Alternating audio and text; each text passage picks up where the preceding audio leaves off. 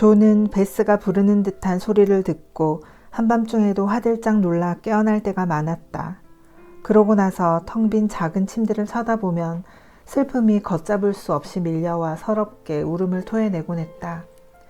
아, 베스, 돌아와, 돌아와.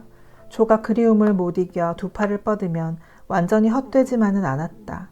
조가 동생의 희미한 속삭임을 단번에 알아채고 달려갔던 것처럼 어머니가 조의 흐느낌을 듣고 달려와 단지 말뿐만이 아니라 참을성 있게 달래는 다정한 손길로 조보다 더 큰 슬픔에 쌓여 있다는 것을 말없이 보여주는 눈물로 중간중간 끊기는, 그러나 기도보다 더 설득력이 강한 속삭임으로 조를 위로해 주었기 때문이다. 자연스러운 슬픔과 희망에 찬 체념은 결국 하나였기 때문에 밤의 침묵 속에서 마음과 마음이 대화를 나누며 고통을 축복으로 바꿔놓는, 그리하여 슬픔은 꾸짖고 사랑은 다독이는 성스러운 순간이었다. 미어지는 가슴이 웬만큼 진정되자 어수선한 마음에도 똑같이 도움의 손길이 찾아왔다. 조, 글을 써보지 그러니? 글을 쓸 때 행복해 했었잖아. 글을 쓸 마음이 안 생겨요. 설령 쓴다 해도 누가 내 글을 좋아하겠어요. 우리가 좋아하잖니. 우리를 위한 글을 써보렴. 세상 사람들은 신경 쓰지 말고. 너무 기대하지 마세요. 그러나 조는 책상을 펼치고 반쯤 쓰다만 원고를 다듬기 시작했다. 본인은 미처 의식하지 못했지만 이번에 조가 쓴 글에는 읽는 사람의 마음을 파고드는 뭔가가 있었다. 가족들은 그녀의 글을 읽으면서 웃고 울었다. 아버지는 조의 반대를 물리치고 원고를 유명한 잡지사 한 곳에 보냈고 그 뒤 놀랍게도 잡지사에서 원고료를 제한했을 뿐만 아니라 다른 글까지 써달라고 청탁해왔다.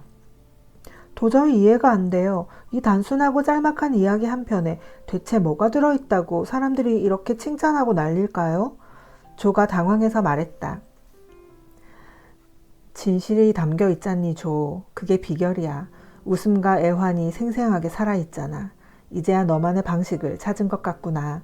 넌 명성이나 돈 따위는 생각하지 않고 글에 네 마음을 담았어. 우리 딸 쓴 것이 다하면 단 것이 온다는데 네가 딱 그런 것 같구나.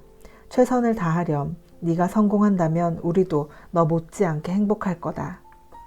제가 쓴 글에 훌륭하거나 진실한 것이 있다면 그건 제 것이 아니에요. 모두 아버지와 어머니 그리고 베스 덕분이죠. 조가 아버지의 말에 세상의 칭찬을 다 합친 것보다 더 큰 감동을 받고 말했다. 그렇게 사랑과 슬픔을 통해 배운 뒤로 조는 작은 이야기들을 써서 밖으로 내보내기 시작했다. 그 글들은 스스로 친구를 만들고 작가에게도 친구를 만들어 주었으며 겸손한 방랑자들에게는 너그러운 세상을 펼쳐 보였다. 에이미와 로리가 편지로 약혼 소식을 알려오자 마치 부인은 조가 마음이 안 좋을까봐 걱정했지만 그 걱정은 곧 가라앉았다. 조는 처음에는 우울한 듯 보였지만 그 소식을 순순히 받아들였고 그 아이들을 위한 희망과 계획에 잔뜩 부풀어 그 편지를 2번이나 읽었다. 두 사람이 같이 쓴 편지에는 누가 연인들 아니랄까봐 서로에 대한 칭찬이 가득 담겨 있어서 아무도 반대할 수 없을 정도로 읽는 사람의 마음을 기쁘게 했고 생각만 해도 흡족한 기분이 들게 했다. 기쁘시죠, 엄마? 그럼 프레드를 거절했다는 에이미의 편지를 읽은 뒤로 내내 그랬으면 했으니까. 그때 네가 속물근성이라고 말하는 것보다 더 나은 뭔가가 에이미의 마음을 바꿔놓았다는 확신이 들었어. 그의 편지 여기저기에서도 결국 사랑과 로리가 이길 조짐이 보였단다. 예리하시네요, 엄마. 그런데 어쩌면 그렇게 입을 다물고 계셨어요? 저한테 말씀도 안 하시고. 돌봐야 할 딸이 있는 엄마는 예리한 눈과 신중한 입을 가지고 있어야 한단다. 아직 결정된 것도 아닌데 네가 알면 그 애들한테 축하 편지라도 보낼까봐 걱정이 되더구나. 전 이제 예전에 그 덜렁이가 아니에요. 절 믿으셔도 돼요. 이젠 비밀을 털어놓아도 될 만큼 진지하고 사려 깊어졌으니까요. 그런 것 같구나. 우리 딸 너한테 털어놓을 걸 그랬구나. 난 그저 테디가 다른 사람을 사랑한다는 사실을 알면 네가 괴로워할지도 모른다고 생각했단다. 에이, 엄마도 제가 그렇게 어리석고 이기적이라고 생각하신 거예요? 제가 로리의 사랑을 거절했는데도요? 그때 네가 진심이었다는 거 엄마도 알아. 하지만 요즘 같아선 로리가 돌아와서 다시 청혼하면 네가 다르게 대답할 수도 있겠다는 생각이 드는 걸 어쩌겠니. 미안하지만 네가 그렇게 외로워하는 모습을 안 보려고 해도 안 볼 수가 없구나. 가끔 네 눈에서 허전한 표정이라도 보이면 이 엄마 마음이 아려. 그래서 로리가 다시 노력한다면 그 빈자리를 채울 수 있지 않을까 하고 생각했지. 아니에요, 엄마. 전 지금이 좋은걸요? 그리고 에이미가 로리를 사랑하게 됐다니 정말 기뻐요. 하지만 엄마 말씀이 하나는 맞아요. 저 외로워요. 그래서 테디가 다시 물었다면 받아들였을지도 몰라요. 하지만 그건 로리를 조금이라도 더 사랑해서가 아니라 로리가 떠났을 때보다 사랑받고 싶은 마음이 더 커졌기 때문일 거예요. 그 말을 들으니 엄마는 오히려 기쁘구나. 이건 네가 성숙해지고 있다는 증거거든. 많은 사람들이 널 사랑하고 있으니 지금은 아버지와 어머니, 자매와 형제들, 친구와 아기들로 만족하렴. 그러다 보면 언젠가 최고의 연인이 나타나 너에게 보답해주지 않겠니? 엄마들이야말로 이 세상 최고의 연인 아니겠어요? 엄마한테만 살짝 말하자면요. 전 골고루 다 경험해보고 싶어요. 어떨지 정말 궁금해요. 그런데 말이에요. 자연스럽게 느껴지는 애정에 만족하려고 하면 할수록 더 원하게 되는 것 같아요. 마음이 그렇게 많은 걸 원할 줄은 정말 몰랐어요. 제 마음은 고무줄처럼 늘어나서 도무지 채워질 줄을 모르는 것 같아요. 예전에는 가족만으로도 충분히 만족했는데 말이에요. 도무지 모르겠어요. 엄마는 알겠는데. 그러면서 마치 부인은 지혜가 담긴 미소를 지었다. 해질 무렵 조는 홀로 낡은 소파에 누워 벽난로 불빛을 바라보며 생각에 잠겨 있었다. 조의 얼굴은 지치고 심각해 보이는 데다 조금 슬퍼 보이기까지 했다. 내일이 생일이었기 때문이다. 조는 세월이 참 빠르다고 생각했다. 언제 이렇게 나이를 먹었는지, 그런데도 이룬 것은 거의 없어 보였다. 이제 곧 25살이 되는데 내세울 만한 게 하나도 없는 듯 했다. 하지만 그렇게 생각했다면 그것은 조의 오판이었다. 내세울 만한 것들은 얼마든지 있었고 머지않아 조도 그것에 감사하게 될 터였다. 노처녀, 그게 나의 운명이야. 펜을 배우자 삼아 자식들 대신 작품들을 가족으로 두는 노처녀 작가. 20년쯤 뒤에는 약간의 명성을 얻을 수도 있겠지. 여기서 조는 앞날이 갑갑하기라도 한 듯 한숨을 푹 내쉬었다. 앞날이란 게 처음엔 그렇게 보이기 마련이다. 게다가 25에게 30은 세상의 종말처럼 보일 수밖에 없다. 하지만 앞날은 보이는 것처럼 그렇게 나쁘지만은 않으며 자아 안에 뭔가 의지할 만한 것을 둔다면 그럭저럭 행복하게 살아갈 수 있다. 손님을 맞이하려고 서둘러 문을 연 조는 또 다른 유령과 마주치기라도 한 것처럼 화들짝 놀라고 말았다. 턱수염을 기른 키 큰 신사가 한밤중의 태양처럼 어둠을 뚫고 그녀를 향해 활짝 웃으며 서 있었기 때문이다. 어머, 바에르 교수님, 정말 반가워요. 조가 얼른 그를 안으로 들이지 않으면 밤이 삼켜버릴까봐 두렵기라도 한 듯 그를 꽉 움켜잡으며 소리쳤다. 나도 반가워요, 마치양. 그런데 어쩌나? 파티 중이신가 본데. 바에르 교수는 위층에서 들려오는 목소리와 춤추는 소리에 말을 멈췄다. 아니요, 그렇지 않아요. 가족들 뿐이에요. 여동생 부부가 방금 돌아와서 다들 행복해하고 있거든요. 들어와서 함께해요. 매우 사교적인 사람이긴 했지만 내 생각에 바에르 씨는 점잖게 물러나 다음 날 다시 찾아오려고 하지 않았을까 싶다. 하지만 조가 문을 닫아버리고 나서 모자까지 빼앗는데야 그라고 별 수 있었겠는가. 불청객이 되고 싶지 않습니다만 그럼 기꺼이 가족들을 만나 뵙죠. 그런데 그동안 아팠나요? 아프긴요. 그냥 지치고 슬퍼서 그래요. 그동안 집에 일이 있었거든요. 아, 그래요. 나도 압니다. 그 소식을 듣고 마음이 아팠어요. 그러면서 그는 안타까운 얼굴로 다시 악수를 청했다. 조는 그의 친절한 눈빛과 맞잡은 크고 따뜻한 손에서 더 없는 위로를 받은 듯했다. 아버지, 어머니, 이분은 제 친구 바에르 교수님이세요. 조가 성대하게 나팔이라도 불며 문을 열어 젖힐 듯 얼굴과 목소리에 이루 형용할 수 없는 자부심과 기쁨을 드러내며 말했다. 이 낯선 손님이 행여 자신이 받게 될 대접에 대해 조금이라도 의심을 품었다면 다정한 환대에 그 의심은 순식간에 자취를 감추고 말았을 것이다. 바에르 씨는 어느 낯선 집 문을 두드리다 문이 열리자 제 집에 온 듯 편안해하는 여행객 같은 표정으로 주변을 둘러보았다. 꿀단지에 꿀벌들이 꼬이듯 아이들이 그에게 다가와 무릎을 하나씩 차지하고는 대담하게도 주머니를 뒤지고 턱수염을 잡아당기고 손목에 찬 시계를 들여다보며 그의 마음을 사로잡았다. 여자들은 찬성의 눈빛을 주고받았고 마치 씨는 정신세계가 자기와 비슷한 사람을 만나 신이 났던지 그동안 모아두었던 최고급 물품들을 손님 앞에 줄줄이 꺼내놓았다. 조는 말없이 대화에 귀 기울이며 즐거워했고 로런스 씨는 자러 갈 생각은 아예 하지도 못했다. 조가 다른데 정신이 팔려있지 않았더라면 로리의 행동을 보고 실소를 금치 못했을 것이다. 질투라기보다는 의심에 가까운 뭔가가 희미하게 찌르는 듯한 느낌에 이 신사는 처음에는 시큰둥하게 선 채로 오빠처럼 주의 깊게 신참자를 관찰했다. 하지만 그런 태도는 오래가지 못했다.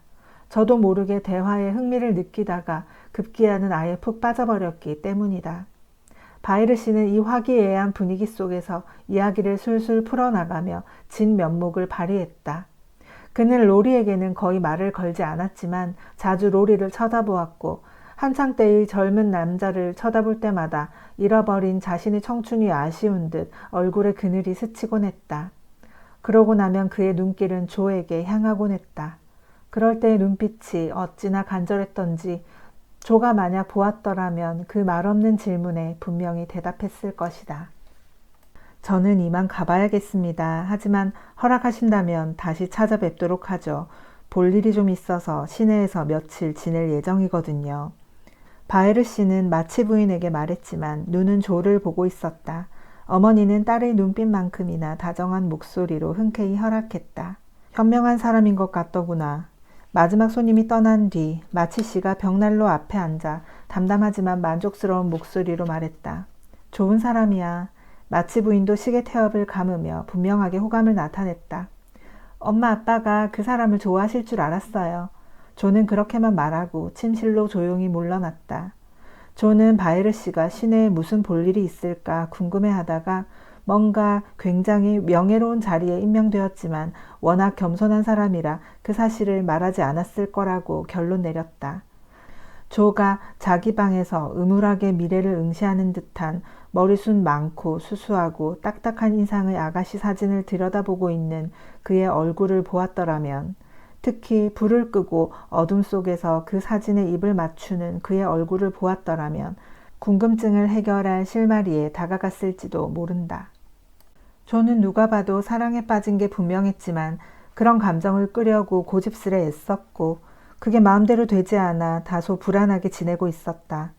그동안 수도 없이 맹렬하게 독립을 선언한 터라 막상 항복하려니 비웃음을 살 것 같아 죽을 만큼 두려웠다. 특히 로리가 두려웠다. 하지만 다행히 새로 부임한 감독 덕분에 로리는 칭찬해도 될 만큼 예의 바르게 행동했고 사람들 앞에서는 바이르 씨를 으뜸패 중늙은이라고 부르지도 않았다. 조의 예뻐진 외모에 대해서도 가타부타 일절 말이 없었고 거의 매일 저녁마다 마치 씨네 복도 탁자에서 교수님의 모자를 보는데도 전혀 놀라지 않았다. 하지만 다른 사람이 없는 데서는 쾌재를 부르며 바이르 씨를 상징하는 곰과 울퉁불퉁한 지팡이가 있는 접시를 조에게 선물할 날을 손꼽아 기다렸다. 바이르 씨는 연인을 만나기라도 하듯 보름 동안 날마다 찾아왔다. 그러다 갑자기 발길을 뚝 끊고는 사흘이나 아무 연락도 하지 않았다. 그 때문에 다들 시무룩해 보였다. 조는 처음엔 우울해하다가 조금 지나자 웬 사랑 타령이었나 싶었던지 짜증을 부려냈다. 실증이 나서 왔을 때처럼 갑자기 돌아간 거야. 난 상관없어. 하지만 신사라면 찾아와서 작별 인사는 하고 갔어야지. 어느 지루한 오후에 습관처럼 산책을 나가려고 옷을 갈아입다가 체념한 듯 현관문을 바라보며 조가 중얼거렸다. 작은 우산 챙겨가렴. 비가 올 것 같구나. 어머니가 말했다. 어머니는 조가 새 모자를 쓰는 것을 보았지만 그 사실을 굳이 아는 척하진 않았다. 네 엄마, 시내에서 뭐 사다 드릴 거 없어요? 전 얼른 가서 종이 좀 사오려고요. 상점가에 들어서자 빗방울 하나가 뺨에 떨어졌다. 조는 서둘러 집을 나서는 바람에 작은 우산을 챙겨오는 걸 깜빡했다는 사실을 깨달았다. 이제 와서 후회해봐야 아무 소용이 없었고 우산을 하나 빌리든지 쫄딱 젖든지 하는 수밖에 없었다. 조는 자책하듯 중얼거렸다. 꼴 좋다. 이렇게 쫙 빼입고 여기까지 와서 살랑거리며 돌아다니다니. 교수님이라도 만날 줄 알았니 조? 창피한 줄 알아. 안 돼. 거기 가서 우산 빌릴 생각은 마. 그의 친구들을 통해 그가 어디 있는지 알아낼 생각도 말고 빗속을 터덜터덜 걸어서 심부름이나 끝내자. 독감에 걸리고 모자가 망가져도 싸지. 자, 출발. 바로 그때 다 망가져가는 파란색 우산 하나가 무방비 상태의 모자 위에 가만히 멈춰서면서 조의 주의를 끌었다. 고개를 들어보니 바에르 씨가 조를 내려다보고 있었다. 우린 교수님이 가버린 줄 알았어요. 자신을 바라보는 그의 눈길을 느끼고는 조가 얼른 말했다. 모자가 얼굴을 숨길 만큼 큰 편은 아니라서 조는 그가 주책 없이 드러나버린 기쁨을 보고 조신하지 못하다고 생각할까봐 두려웠다. 설마 그렇게 친절하게 대해주신 분들께 인사도 없이 훌쩍 떠날 거라고 생각한 겁니까? 아니요, 그건 아니에요. 그저 볼일 때문에 바쁘시겠거니 생각했어요. 하지만 다들 교수님을 보고 싶어 했어요. 당신도요? 전 교수님을 보는 게 늘 즐거운데요. 조는 아무렇지 않은 듯 목소리를 차분하게 내려다가 오히려 차갑고 다소 무뚝뚝하게 대답하고 말았다. 그래서 기가 죽었는지 교수님은 미소도 짓지 않은 채 심각하게 말했다. 고맙군요. 떠나기 전에 한번 들르죠. 정말 떠나시는 거예요? 이제 더는 볼 일이 없습니다. 모두 끝났어요. 성공적으로 잘 끝났길 바랄게요. 조가 말했다. 그의 짧은 대답에서 씁쓸함과 실망감을 읽었기 때문이다. 그렇게 생각해야겠죠. 생계를 유지하고 우리 조카들에게 많은 도움을 줄 수 있게 되었으니까. 말해주세요. 제발 다 알고 싶어요. 전부. 조카들에 대해서도. 조가 간절하게 말했다. 아유, 친절도 하시지. 내 기꺼이 말해드리죠. 친구들이 대학에 일자리를 마련해 주었어요. 이제 고향에서처럼 가르치는 일을 하면서 프란츠와 에밀을 걱정 없이 보살필 만큼은 벌 수 있게 된 거죠. 감사해야 할 일이겠죠? 그럼요. 감사할 일이죠. 교수님은 원하던 일을 할 수 있고 우린 서로 더 자주 볼 수 있게 됐으니 얼마나 굉장한 일이에요. 게다가 조카들까지. 조는 아이들을 핑계로 내세웠지만 기쁨을 숨기지 못했다. 아, 안타깝지만 자주 볼 순 없을 겁니다. 서부 쪽의 일자리거든요. 그렇게나 멀리. 조가 고개를 돌렸지만 바에르 씨는 조의 뺨을 타고 흐르는 물방울을 보고 말았다. 그 모습에 그는 무척이나 감동받았는지 갑자기 허리를 굽히며 많은 의미가 담긴 목소리로 물었다. 이런 왜 울어요? 만약 조가 이런 일을 처음 겪는 게 아니었다면, 울고 있는 게 아니라며 감기 때문에 머리가 아프다는 둥, 이 경우 여자들이 잘 써먹는 거짓말을 둘러댔을 것이다. 하지만 이 채신머리 없는 피조물은 대뜸 울음을 터뜨리며 이렇게 대답했다. 당신이 떠나니까요. 아, 하나님, 이렇게 좋을 수가. 조, 난 아무것도 없지만 당신에게 줄 사랑은 많답니다. 난 당신이 내 사랑을 받아줄지 알고 싶어서 왔던 거예요. 그리고 확신이 들 때까지 기다렸어요. 내가 친구 이상이 될 수 있는지 말입니다. 내가 친구 이상입니까? 당신의 가슴 속에 이 늙은 프리츠를 위해 작은 자리 하나 내줄 수 있겠어요? 그는 단숨에 이 모든 말을 쏟아냈다. 네, 그럼요. 조가 말했고 그는 매우 만족했다.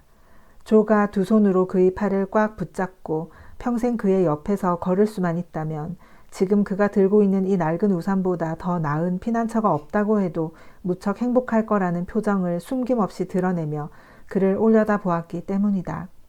청혼을 하기에는 분명 어려운 상황이었다. 바이르 씨는 당장이라도 그러고 싶었지만 사방이 온통 진흙탕이라 무릎을 꿇을 수도 없었다. 게다가 두 손에 짐을 가득 들고 있어서 비유적으로라면 모를까 조에게 손을 내밀 수도 없었다. 하물며 마음이야 간절했지만 길거리에서 눈살을 찌푸리게 하는 장면을 연출할 수도 없는 노릇이었다. 그래서 그가 자신의 황홀한 기분을 표현할 수 있는 유일한 방법은 그의 턱수염에 매달린 채 반짝거리는 물방울 안에 작은 무지개가 들어있는 것처럼 보일 만큼 환한 얼굴로 조를 바라보는 것밖에 없었다. 만약 그가 조를 그토록 많이 사랑하지 않았다면 그 순간 그런 눈으로 바라보지 못했을 것이다. 조는 사랑스러운 모습과는 영 거리가 멀었기 때문이다. 치마는 개탄스러운 상태였고 고무장화는 발목까지 흙탕물이 튀었으며 모자는 완전히 망가져 있었다. 다행히 바이르 씨의 눈에는 그런 조가 세상에서 가장 아름다워 보였다. 이제 그대에게 내 진심을 보여줘야겠군요. 기꺼이 그러리다.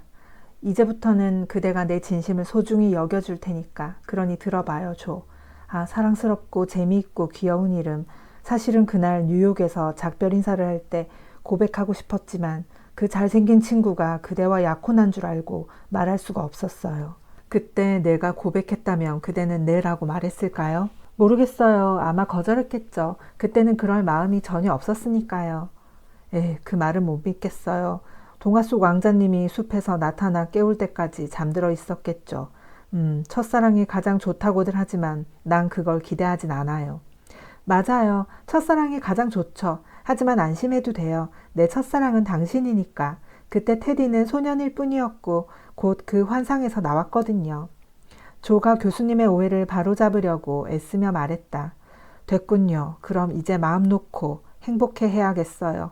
그대가 내게 온 마음을 준 게 확실하니까. 너무 오래 기다려서 점점 이기적이 돼가나 보네요. 그래도 곧 알게 되겠지만.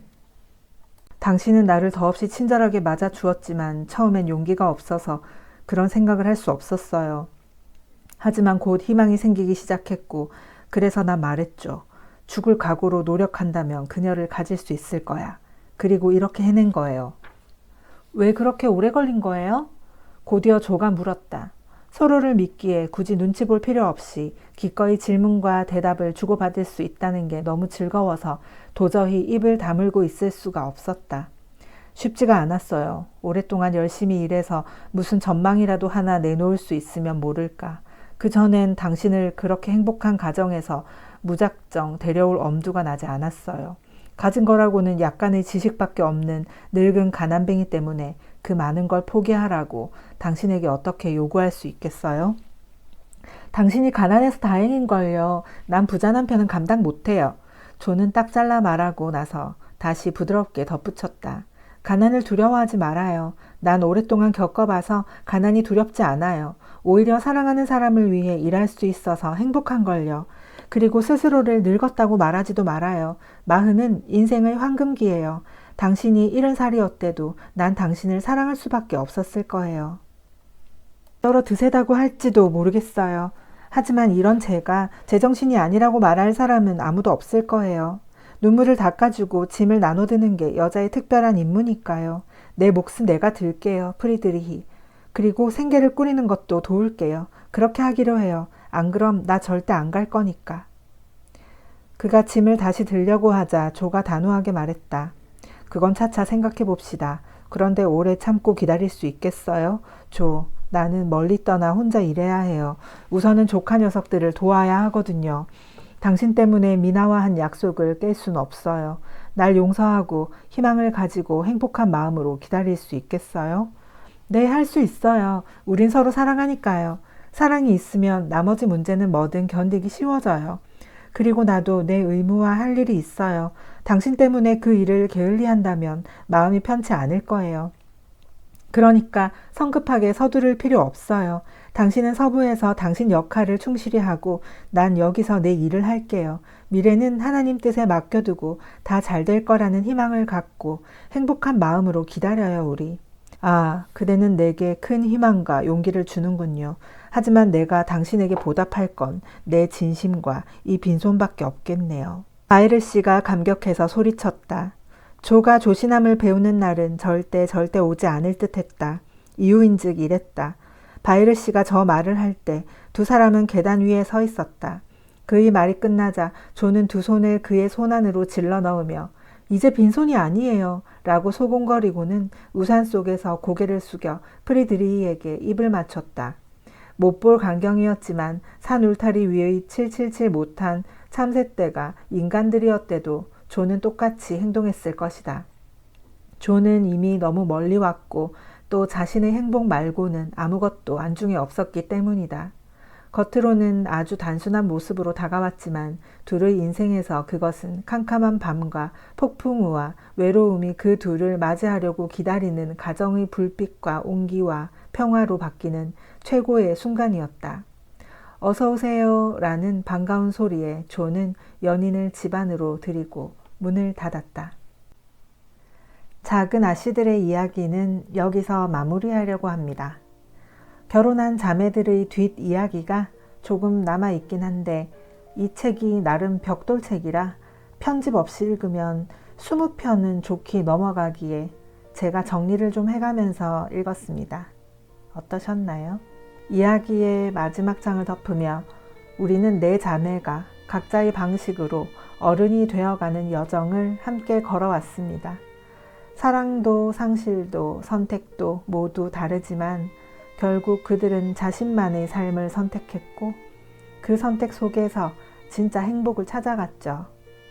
특히 조의 결말은 많은 이들에게 오래 남는 여운을 줍니다.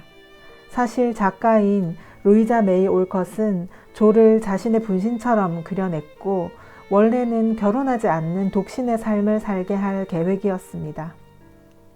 그러나 연재 당시 독자들의 강한 요청, 즉 조도 사랑을 이루게 해달라는 목소리가 끊이지 않았고 결국 조에게도 새로운 인연을 만들어주게 됩니다. 그렇게 탄생한 인물이 바로 바에르 교수였고 이는 작가의 의도와 독자의 바람이 만나 만들어낸 특별한 결말입니다. 그래서일까요? 조의 사랑은 다른 자매들처럼 화려하거나 낭만적이기보다 더 현실적이고 따뜻하게 다가옵니다. 꿈을 포기하지 않으면서도 누군가와 함께 살아가는 선택, 그것이 조가 우리에게 보여준 마지막 성장의 모습이었을지도 모릅니다. 이제 이야기는 끝났지만 그들의 삶은 여전히 우리 안에서 계속됩니다. 가난 속에서도 품위를 잃지 않았던 매그, 조용하지만 깊은 사랑을 남긴 베스, 성장하며 가장 현실적인 선택을 한 에이미, 그리고 끝까지 자신의 길을 찾아간 조까지. 어쩌면 이 이야기가 오래도록 사랑받는 이유는 단 하나일지도 모릅니다. 누구의 삶도 틀리지 않았고 각자의 방식으로 충분히 아름다웠기 때문입니다. 여러분이라면 어떤 선택을 하셨을까요?